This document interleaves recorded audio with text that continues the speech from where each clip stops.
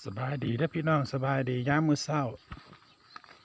วันนี้มันวันอาทิตย์เนาะเช้าวันอาทิตย์ ประมาณ6 โมงมีแดด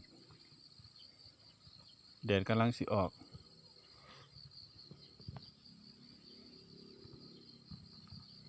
สบายดีย้ามมื้อเช้าเด้อพี่น้องนี่ทางลงไปเวียดเด้อ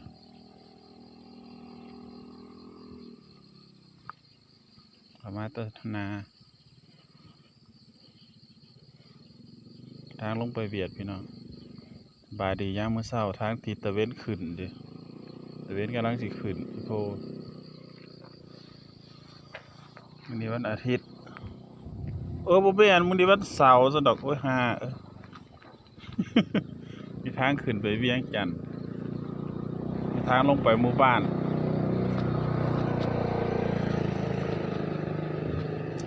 มื้อนี้วันเสาร์เด้อไปไสมาไสบ่อา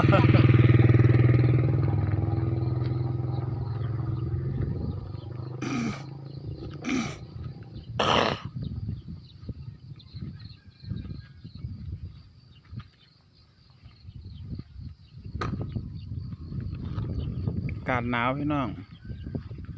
เห็นว่าจังซี่ว่าบ่หนาวเด้หนาวก็บ่แต่ว่าบ่หนาวปานใดนะแต่ก็พออยู่ได้ถ้ามันแอร์ก็สิประมาณอยู่ประมาณ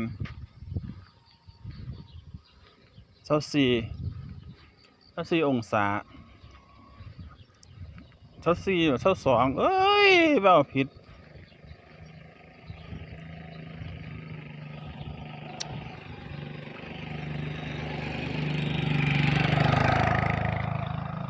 กระทางลงไปหมู่บ้านพี่น้องแต่เขาบ่ลงไปลุมดอกข้านขึ้นมาเมื่อย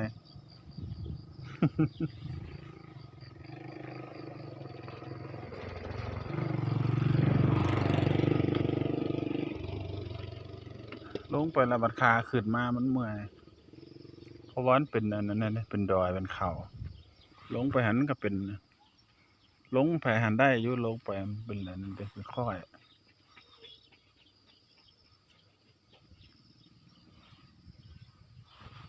ขึ้นมาตีมันเมื่อยนะ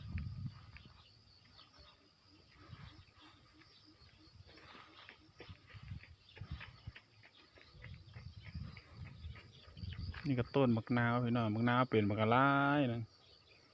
นาวหนาวเฮียนแล้วพี่น้องกลับขึ้นไปคือเก่าตะเวน